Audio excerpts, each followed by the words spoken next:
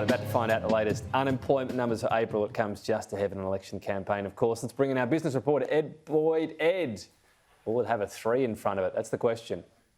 It does, Tom. The numbers have just dropped right now, and Australia's unemployment rate in the month of April has fallen very slightly to 3.9%. So the jobless rate is now at the lowest level since November 1974 was the last time Australia's unemployment rate had a 3 in front of it. Back then, it was measured on a quarterly basis. That was for the November quarter, and it was at 3.5%. Today, in the month of April, the numbers have just come out. We've seen the unemployment rate fall from 4% in March down to 3.9%, Tom. So clearly the labour market in Australia is starting to tighten up even more. And remember, the Reserve Bank expects unemployment to get closer to that full employment level towards the end of this year, which could be around 3.5%.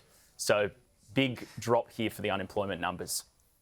Well, the other one, and I know we're sort of used to numbers bouncing around, Ed, but full-time employment increasing by 92,000, part-time decreasing. So the jobs you always you'd rather see, because there's all the talk about, you know, how many hours people are working and so on.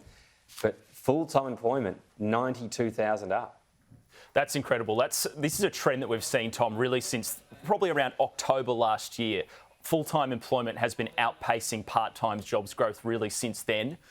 Last month it was around a 20,000 increase for full-time. This month, 90,000. Clearly there's a lot of employers that are really hiring people at the moment. We know there's skills shortages. We saw the wage price index yesterday showing a tightening of the labour market there too.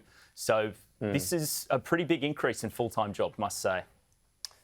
So, yeah, a couple of things this feeds into as well. First of all, RBA, this will obviously mean that they can, I suppose, more easily increase rates, albeit yesterday's news maybe meant a smaller increase. But the stock market, on the other side of economic news, another big plunge, and we're talking more of a global thing as well here, cost of living, inflation.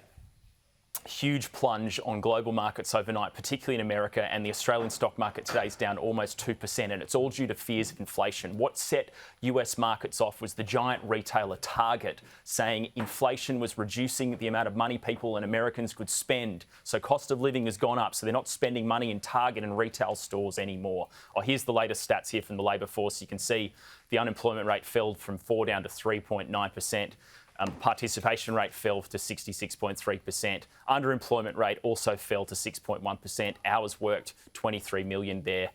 So pretty strong numbers here from the unemployment rate. But Tom, yeah, we're seeing a global impact on markets from rising inflation. US retailers, all those stocks plunged last night. The Australian discretionary retail sector is the hardest hit this morning as well. So retailers clearly concerned that people don't have enough money to spend in their stores anymore. They're spending it on petrol.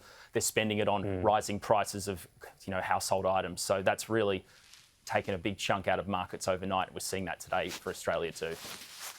Yeah, and slightly curious to see full-time unemployment up, but hours work down 23 million. Anyway, Ed, thank you. So that's all the information on the figures that have just dropped.